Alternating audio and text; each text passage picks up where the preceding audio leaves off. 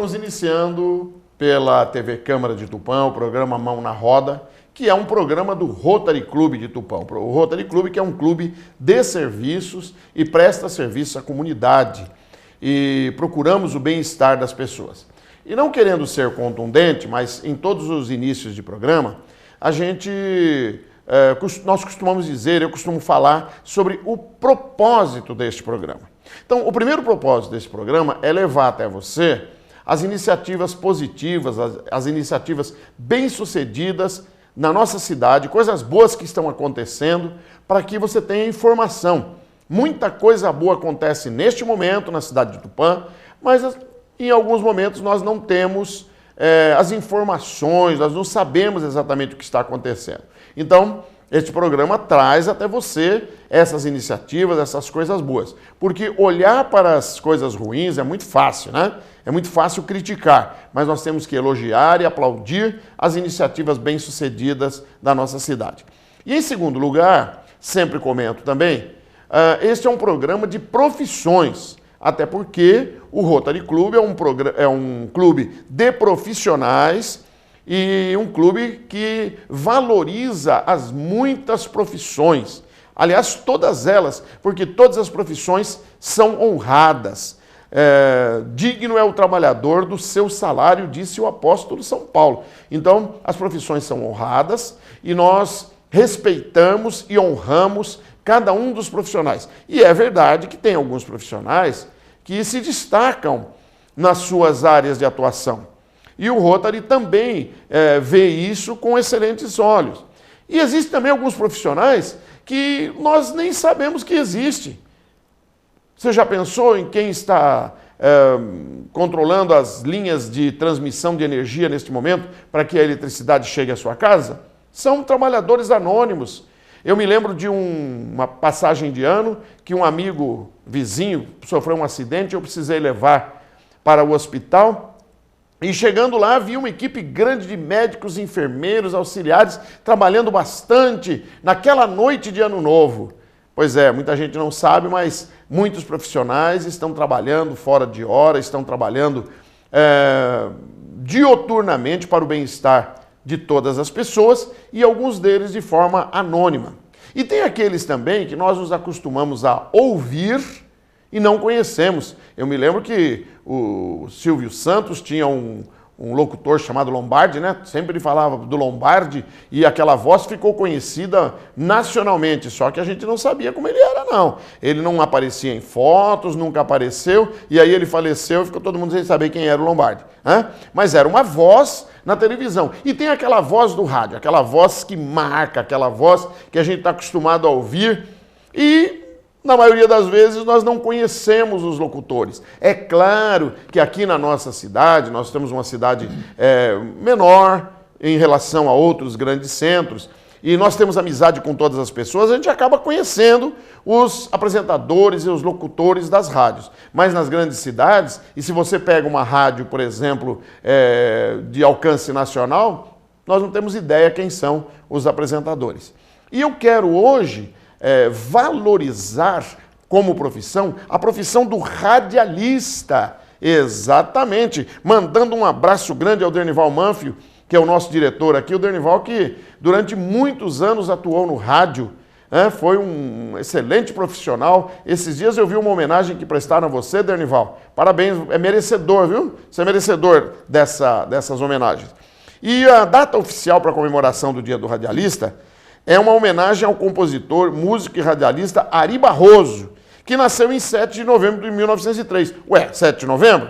Mas, popularmente, os radialistas ainda celebram o dia 21 de setembro, que se refere à data da criação da lei que fixava o salário base para esses profissionais, em 1943, durante o governo do Getúlio Vargas. Então, os radialistas, valorizando aí o seu salário, né, determinaram que o dia 21 de setembro é o dia do radialista. E hoje eu trouxe um radialista famoso aqui, muito famoso, que está conosco aqui, que é o Ângelo Antoniazzi Neto, na verdade, Ângelo Neto. Ângelo, você não tem ideia de que prazer eu tenho de receber você aqui nesta sala para a gente bater um papo. Seja bem-vindo. O prazer é todo meu. João Elias, realmente eu me sinto até um pouco emocionado, né, com as suas palavras. Muito obrigado. Famoso da sua parte. Mas essa sua voz é conhecidíssima, é famoso sim. Bondade da sua parte. Eu já trabalho no rádio há muitos anos, né? O pessoal já estão acostumado com os meus programas, né? Então, na Rádio Tupã AM 1130 e depois agora Nova Tupã FM 100,3. Passei também por outras emissoras, né? Mas peraí. Depois nós vamos falar sobre... Vamos chegar lá no rádio já. Sabe por quê? Porque todo mundo te ouve. Por exemplo, eu não consigo ouvir uma transmissão esportiva sem a tua voz ali, velho.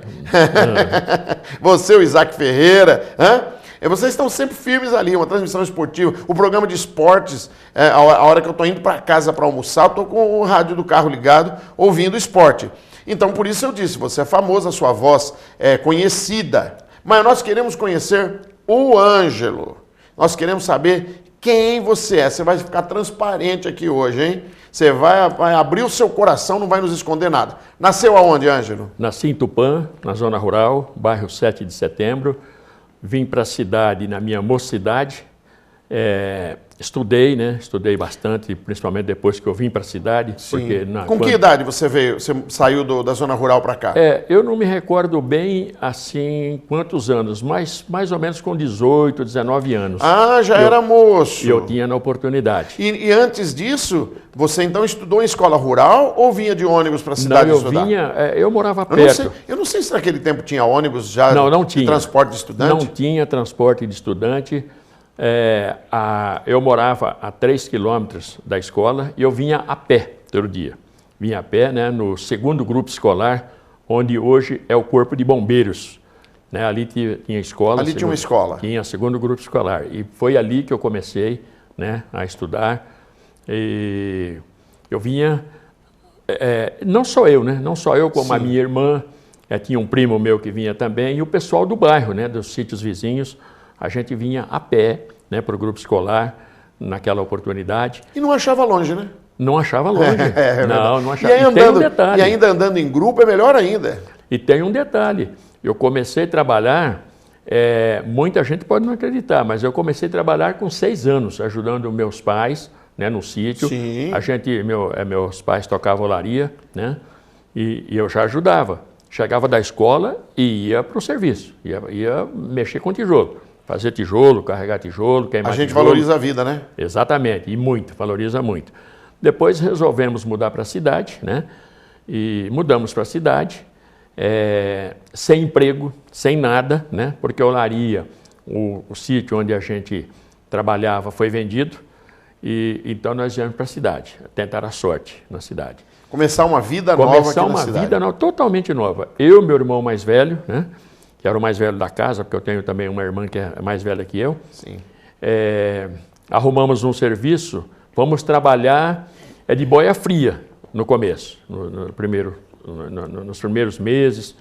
Trabalhamos, acho que questão de um ano e meio de boia fria. Aí eu arrumei um serviço de serviços gerais na prefeitura, né? E meu irmão arrumou numa antiga indústria de óleo que teve aqui, que passou por Tupã, J. Cooper e Companhia Limitada, fica ali nas proximidades da Isapit, ali na zona, ficava ali. Né? Depois ela acabou se extinguindo e tal. E eu estudando, né? Trabalhava de dia, à noite estudando, terminei... Em escola pública? Em escola pública. Sim. Sempre em escola pública. Terminei o colegial, né, nos cursos de madureza, inclusive fiz madureza. Depois eu fui pro colegial, né? Aí eu estudei no colégio da Vila Barca por 3 anos e o último ano eu me formei no Indiavanuíri, a Escola Estadual Indiavanuíri. E daí já fiz o vestibular, né? E fui para a Faculdade de Direito. Né? Que trajetória bonita, hein? Me formei... Quer dizer, saiu da roça, saiu lá da olaria de carregar tijolo e agora, olha, onde nós já chegamos? Você já está entrando na Faculdade de Direito, aqui em Tupã também? Aqui em Tupã, sim. Sempre em Tupã. Tudo aconteceu com a minha família em Tupã. Você nunca saiu da cidade? Não, para tentar sorte não. Eu passei em concursos depois, né? Fui nomeado para trabalhar em São Paulo. Mas vamos voltar lá na faculdade, vamos voltar ao período da faculdade. Daqui a pouco a gente chega lá para falar essa parte. Porque eu quero chegar lá, fazer uma sequência. Exatamente. Aí eu terminei o meu curso, né, de Faculdade de Direito, e lembrando que eu nunca fiz exame na Faculdade de Direito, sempre fechei as matérias, né? Tá aí a minha dedicação, né? Claro. Pela escola, pela faculdade. Passei no primeiro concurso da OAB que eu fiz, eu passei, né? Primeiro exame da OAB, naquela oportunidade, assim que eu me formei. Eu me formei em 78, janeiro de 79 eu fiz a OAB, né? Fui aprovado entre os primeiros, porque eu passei com uma nota 9,5 Poxa, que beleza, hein? Naquela oportunidade. Eu já trabalhava no fórum, aí então já trabalhava no fórum. Porque até um pouco antes você disse que trabalhava na prefeitura, aí você prestou algum concurso? Não, na prefeitura, no fórum. A minha trajetória na prefeitura, eu comecei trabalhando de serviços gerais. Ajudante de caminhão, fábrica de tubo de cimento. Sim. Cheguei, inclusive, a capinar pedras nas ruas de Tupã, né? Naquela época em Ambiquaras, na Caingangues, que era de pedra. Trabalhei no lixo. Limpeza pública mesmo? Limpeza pública. No lixo, eu cheguei a trabalhar no lixo. Caminhão no carro 7, me lembro que era o carro 7, né? E quatro ajudantes, na pá, tudo trabalhando, mas estudando, sempre estudando. Aí, na época, o prefeito era o Dr. Walter Pimentel. Sim, me lembro do Walter Pimentel. E tinha um motorista do carro 7, o seu Francisco Miron Guirado, que Deus o tenha, foi uma pessoa que me ajudou muito. Ele falou das minhas qualidades para o prefeito, Walter Pimentel. E falou para o Walter Pimentel, vamos dar uma oportunidade para esse rapaz, leva ele para dentro da prefeitura, num setor burocrático e tal, que ele é muito inteligente, é muito trabalhador, eu não gostaria nunca que ele saísse daqui de meu ajudante, mas tem que aproveitar, ele é muito inteligente. Ainda bem que foi reconhecido, né? Foi reconhecido, exatamente. Aí o Walter Pimentel me chamou. Eu fui conversar com ele na prefeitura, naquela oportunidade, e ele me designou para ajudar no cartório eleitoral. O cartório eleitoral era, naquela oportunidade, onde hoje é a Câmara Municipal de Tupã. Sim. Eu fui para lá para ajudar o Altamir Aguilar e o João Pedro Monteiro Filho. Eram os dois que trabalhavam lá no cartório eleitoral e estava precisando de uma pessoa. Bem, eu entrei lá como auxiliar, né, começando e tal. O doutor Paulo Lúcio Nogueira, era o juiz na época, ele conversou comigo e me nomeou auxiliar eleitoral. O encarregado, na época, era o Altamir Aguilar. O Altamir Aguilar resolveu sair para ir para Cuiabá, ajudar um tio dele lá a tomar conta de uma fazenda, que era administrador de uma fazenda. Sim. Ele foi para lá. Ele nomeou, na época, o João Pedro Monteiro Filho, que era o mais velho, né, do cartório, como encarregado do cartório eleitoral e eu auxiliar eleitoral. Depois o João Pedro Monteiro Filho saiu e mudou-se para Jundiaí. A família dele foi embora toda para Jundiaí e eu fui nomeado encarregado do cartório eleitoral. Aí eu era funcionário Que trajetória bonita, hein? Eu era encarregado do cartório eleitoral, trabalhava na prefeitura, mas com vínculo na Justiça Federal, que era o cartório eleitoral. Aí as eleições do saudoso Semeghini, eleições do Dr. Carlos Messas, do Jesus Guimarães, foi eu que comandei tudo. O juiz tinha plena confiança em mim, graças a Deus, nunca perdi a confiança de nenhum chefe, de nenhum juiz, nenhum promotor. E eu costumo dizer que a gente não nasce com um nome, a gente faz o nome. Exatamente. Na vida da gente, né? Respeito a gente adquire com a vivência e dando um bom testemunho do caráter, da integridade. É isso que você fez e é isso que nós estamos valorizando aqui hoje também. Exatamente. E naquela oportunidade, eu estava já concluindo o 2º grau, nessa trajetória toda. Fui para a faculdade de Direito, mas o meu sonho era ser oficial de justiça. Eu tinha um amigo, Francisco Garcia Parras, não sei se o senhor chegou a conhecer ou não, foi oficial de justiça. Não, eu não conheci. Depois ele mudou-se para Marília, hoje é falecido, é saudoso Francisco Garcia Parras. E ele sempre falava para mim, estuda que você vai passar. Realmente eu estudei bastante, me dediquei, abri o concurso em Marília. Aí eu passei, passei, fui trabalhar, criou-se a terceira vara em Marília, cidade de Marília, e no mesmo concurso que eu passei, passou eu e o doutor Emílio, que o doutor Emílio era escrevente naquela oportunidade do fórum, do cartório do Jamildo Alibe, que o cartório era extrajudicial naquela oportunidade, e a gente trabalhava frente a frente. Eu do lado de cá, no cartório eleitoral, e ele do lado de lá, no cartório do primeiro ofício, no fórum, fazendo as audiências e tal. Aí nós passamos e fomos para Marília, trabalhar em Marília. Passou também um amigo, doutor, não posso esquecer dele, porque foi um amigo do peito, um grande amigo, o Luiz Fernando Krugner Lopes. Ele era o meu auxiliar no eleitoral. Ele passou também no concurso de oficial de justiça, mas não pegou entre os primeiros colocados, porque só tinham 7 vagas. Sim. Ele ficou na 8ª vaga, na 9ª vaga. Tinham 7 vagas. Eu passei em 3º lugar, o doutor Emílio passou em 5º, e depois passou mais um pessoal lá de Marília, um pessoal já com alguns que trabalhavam no fórum. Um deles foi o doutor Orlando Egino Cunha, que depois veio a ser delegado em Tupã, hoje falecido, que também entrou com a gente naquela oportunidade. E nós fomos trabalhar na 3ª vara da comarca de Marília. Bem, eu trabalhei 1 ano em Marília como oficial de justiça, fazendo direito aqui, viajando. Dificuldade, hein? Dificuldade. Eu viajei 6 meses, todos os dias. Depois eu me transferi para lá, né, numa república, e aí eu vinha para a faculdade de Marília, fazer a faculdade aqui. Sim. E o doutor Paulo Lúcio Nogueira, inclusive, ele queria que eu me transferisse a faculdade para a Unimar, em Marília, né? Mas eu queria a faculdade daqui, eu queria a faculdade de Tupã. Falei, não, vou continuar lá, doutor, o ano que vem a gente vê. Mas eu comecei a mexer também para voltar para Tupã como oficial de justiça.